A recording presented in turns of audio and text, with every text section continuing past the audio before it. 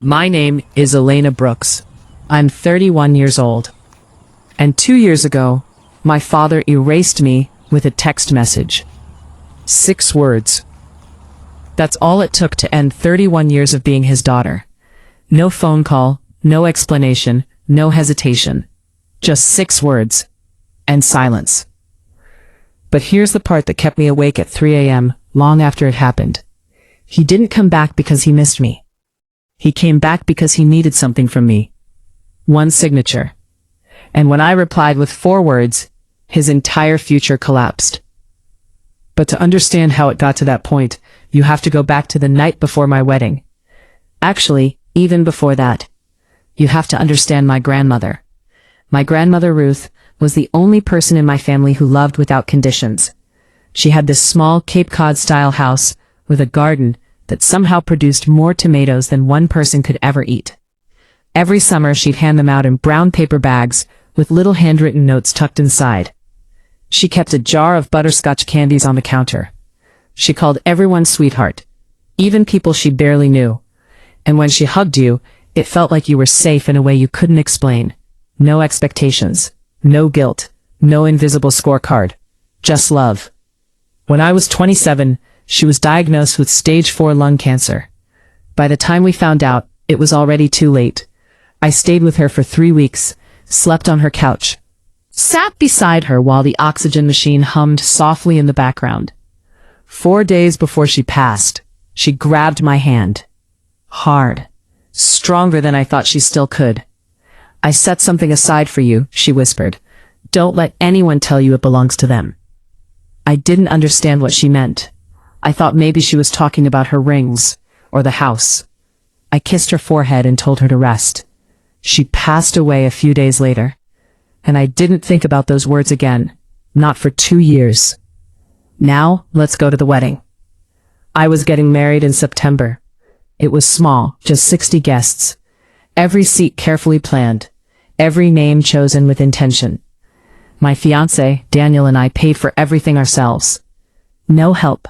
No obligations. No expectations tied to money. Just ours. 3 weeks before the wedding, my father called. "You need to add Jolene's kids to the guest list." Jolene was his second wife. She had 4 children from her previous marriage. Kids I'd met maybe 5 or 6 times over the course of 10 years. "Dad, the venue is full," I said. "There's no space left." "Then make space." "I can't just remove people," I told him. "Everything is already finalized. They're my children now. And I invited them to the after party." Silence. Then his voice changed. "Either they come, or I don't." That was the moment everything shifted. I thought he'd cool down. He always did. But the next morning, 14 hours before my wedding, my phone buzzed. I was standing in the bathroom, holding my dress up to check the hem one last time. I looked down at my phone. His name. I opened the message.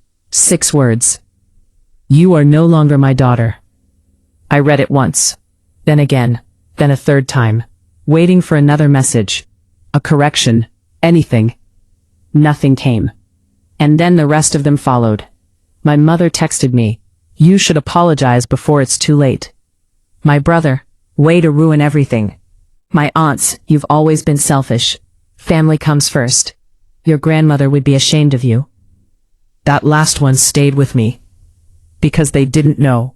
They had no idea what my grandmother had actually said to me. Not one of them asked what happened. Not one of them called to hear my side. They just chose him. Completely. I turned off my phone, got married the next day, and 6 chairs sat empty.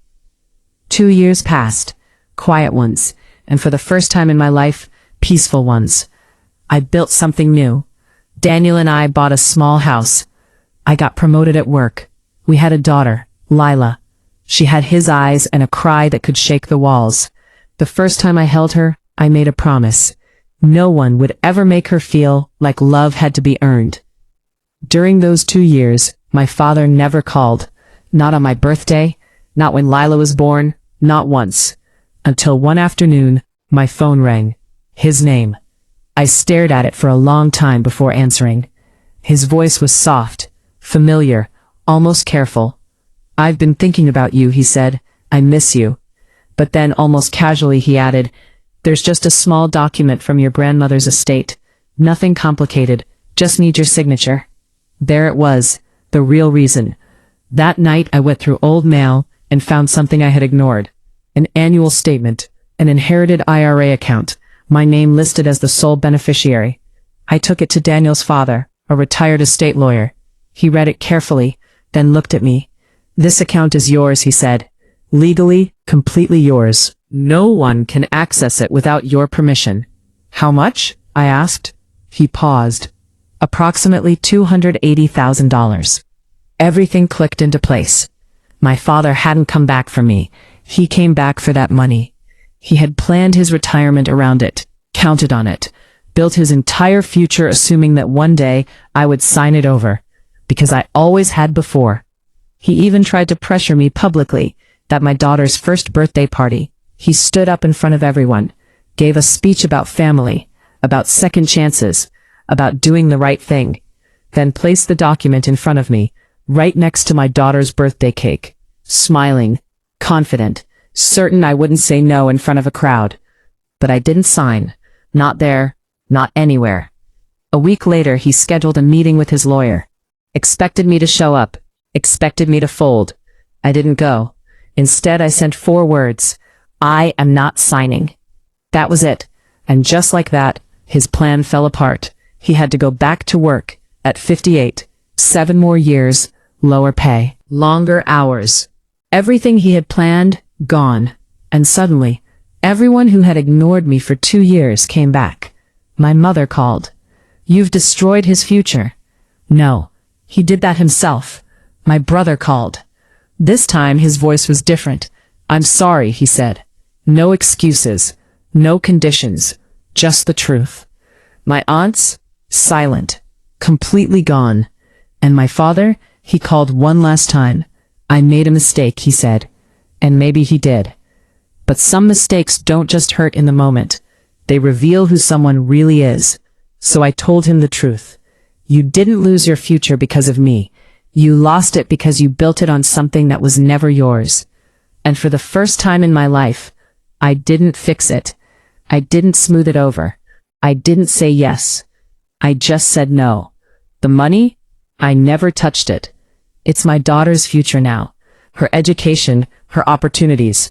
A gift from the one person in my family who truly saw me. And my family? The real one? They're here, in my backyard, laughing, eating, showing up because they want to, not because they expect something in return. Here's what I learned.